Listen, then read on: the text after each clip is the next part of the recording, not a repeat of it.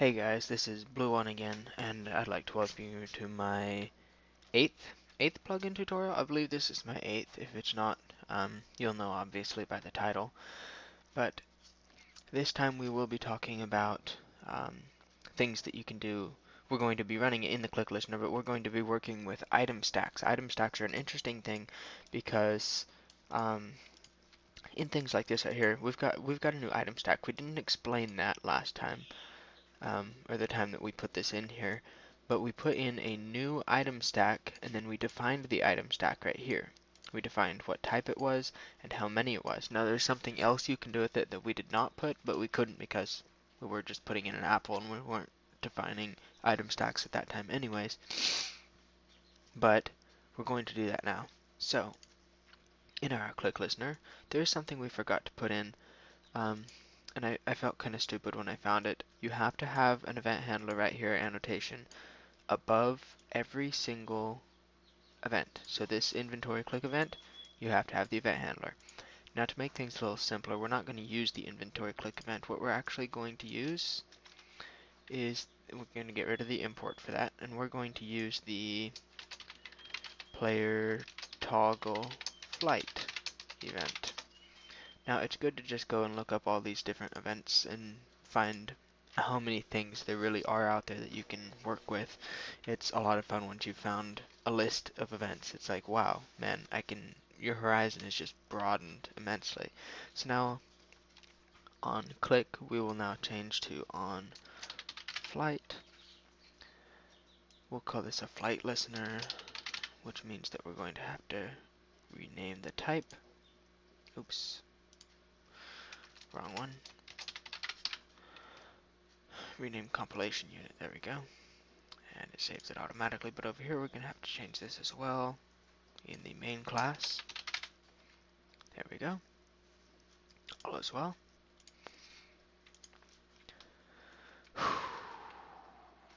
Player p equals e dot get player. Okay, so now we've defined a variable p as being the player who toggles the flight. Okay, so the event get player, so the player who creates the event, who toggles the flight in this case, is now named p. So that makes it just simpler for anything we're going to do in the future. So we're going to do right here p dot anything you feel like. In this case, we're going to do get inventory.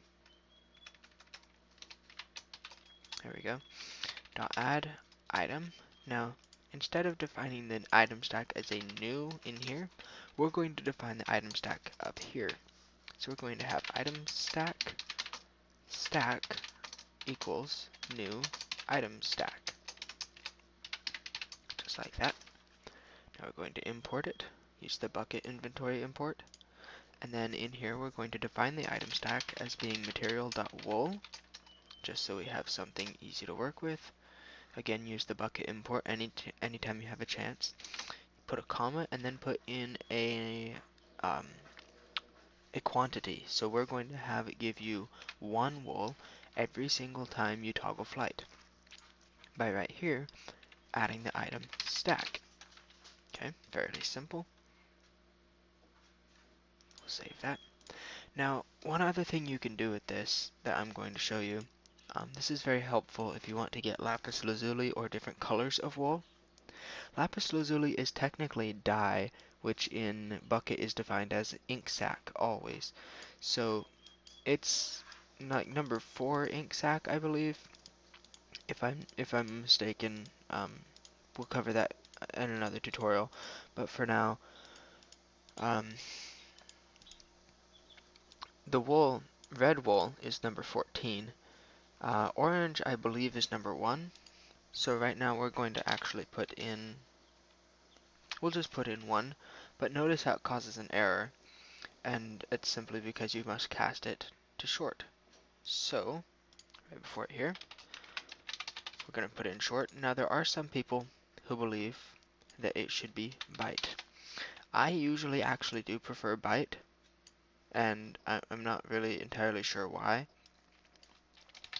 it says to put in short. You can put in short or byte. They both work properly. If somebody knows why it says to cast it to short and not to byte, please let me know in the comments, because I really can't find a difference and I can't really seem to find any information on it, but they both work. So just for now, unless you find a reason not to, do whichever you prefer. You can use byte or short. In this case, I will use byte.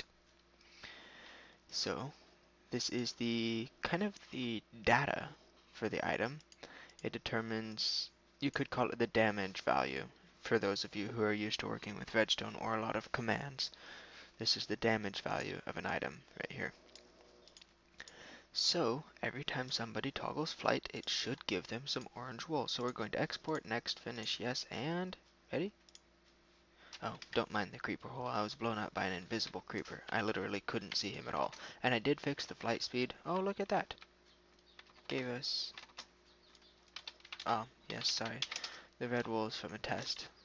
I was making sure I had everything set up so I didn't have you guys waiting on me. Alright, so every time I toggle flight here, as you can see, I'm kind of making weird hovering motions above the ground, not even quite landing ever. Like this right here. Every time I toggle flight, it gives me a little block of orange wool. Now that's for toggling on and off. The interesting thing is if we are flying and we land on the ground, we have technically toggled it off, and thus it gives us orange wool. We start flying, it does it again, and we land. Every time we turn it on or off in any way, it gives us new wool. Wow, that's deep. Okay. Anyways.